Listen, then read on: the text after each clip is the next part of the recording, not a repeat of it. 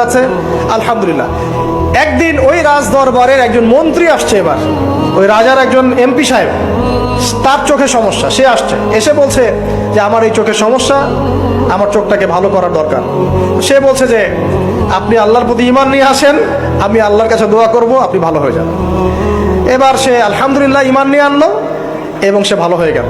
এই ভালো হয়ে যাওয়ার পরের দিন যখন সে আবার ওই পার্লামেন্টে গিয়েছে আর কি, ওদের তৎকালীন রাজদরবারে, এবার রাজা ওকে দেখে বলছে যে তোমার তো চোখ অন্ধ ছিল, কিভাবে শেফা লাভ করলে?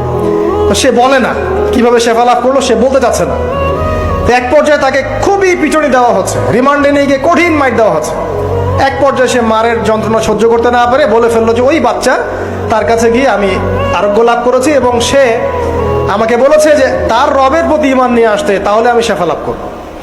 এই বাচ্চা এখন বলছে ফেরাউনের মতো যে আয়না রব্বুকুমুল আ'লা, আমি তো তোমাদের রব। এবার এই লোকটাকে হত্যা করা হলো।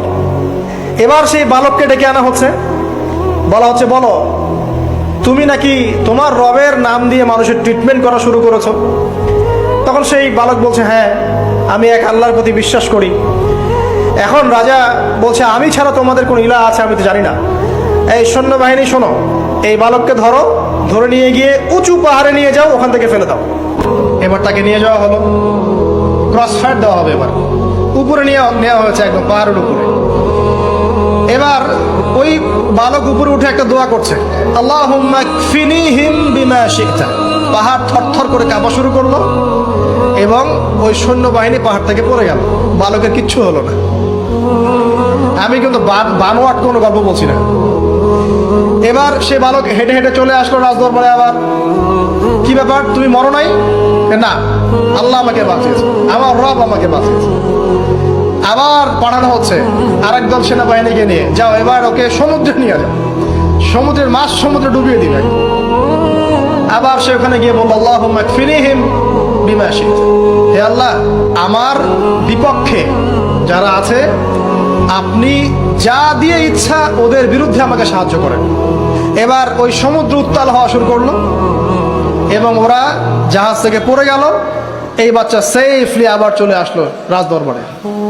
আসার পরে বলছে শোনেন, আমাকে এভাবে মারতে পারবেন না, আমাকে এইভাবে মারা যাবে না, আমি আপনাদেরকে বলে দিচ্ছি কিভাবে আপনি আমাকে মারতে পারবেন। তো বাচ্চা বলছে কিভাবে মারতে পারবো বলো?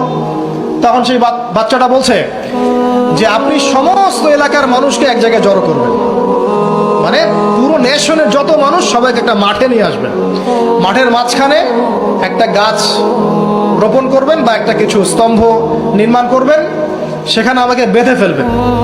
বেঁধে ফেলার পরে আমার এই ধনুক থেকে একটা তীর বের করবেন, তীর বের করে আপনি নিজ হাতে এই তীরটাকে নিশানা দিবেন, দিয়ে বলবেন বিসমিল্লাহ, আল্লাহর নামে, বিসমিল্লাহি রব্বি হাযাল গোলাম বলে ছুড়বেন।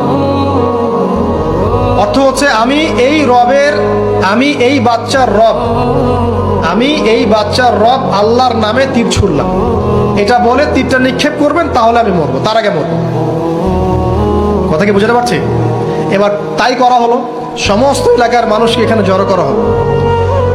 করার পরে বাচ্চাটাকে এভাবে একটা জায়গায় বেঁধে দেওয়া হয়েছে, খেজুর গাছে, তাফসিরে এসেছে খেজুর গাছে। এবার সে এখান থেকে তীর বের করে বাচ্চা বলছে বিসমিল্লাহি রব্বি হাযাল গোলাম, নিক্ষেপ করলো। তীরটা ঠিক, আল্লাহ পাকের দৃষ্টি দেখেন এত সূক্ষ্ম, ওইটাই বর্ণনা করেছেন।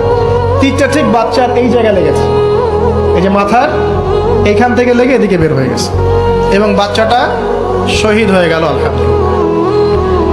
এবং এই বাচ্চাটা যখন মারা গেল বা শহীদ হয়ে গেল, আর সারা এলাকার মানুষ কি দেখলো?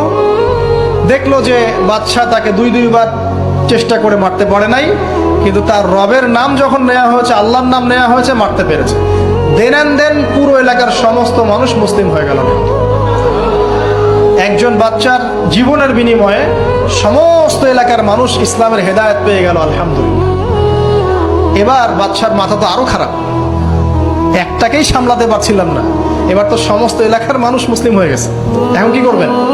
এখন সেনাবাহিনীকে আদেশ করা হয়েছে সমস্ত মানুষগুলোকে জড়ো করো, জড়ো করে একটা গর্ত খোঁড়ো, একটা গর্ত খুঁড়ে সেখানে আগুন জ্বালাও, আগুন জ্বালিয়ে সমস্ত মানুষকে ফেলে দাও। দৃশ্যটাকে কল্পনা করতে পারছেন? এবং তারা চতুর্দিক থেকে এটাকে অবলোকন করতে লাগলো, মজা উপভোগ করতে লাগলো। শেষ পর্যায়ে তাফসীরে এসেছে, শেষ পর্যায়ে একজন মায়ের কোলে একটা ছোট্ট বাচ্চা ছিল। তো সেই মা নিজে লাফ দিবে এটাতে তার কোনো সমস্যা নেই, কিন্তু বাচ্চাটাকে নিয়ে লাফ দেওয়ার জন্য সে ইতস্তত বোধ করছে। তখন আল্লাহ রাব্বুল আলামিন সেই ছোট্ট বাচ্চাটার কোলে, সেই ছোট্ট বাচ্চাটার জবানের মধ্যে আল্লাহর কুদরত নিদর্শন নাজিল করলেন। ওই বাচ্চাটা কথা বলা শুরু করলো।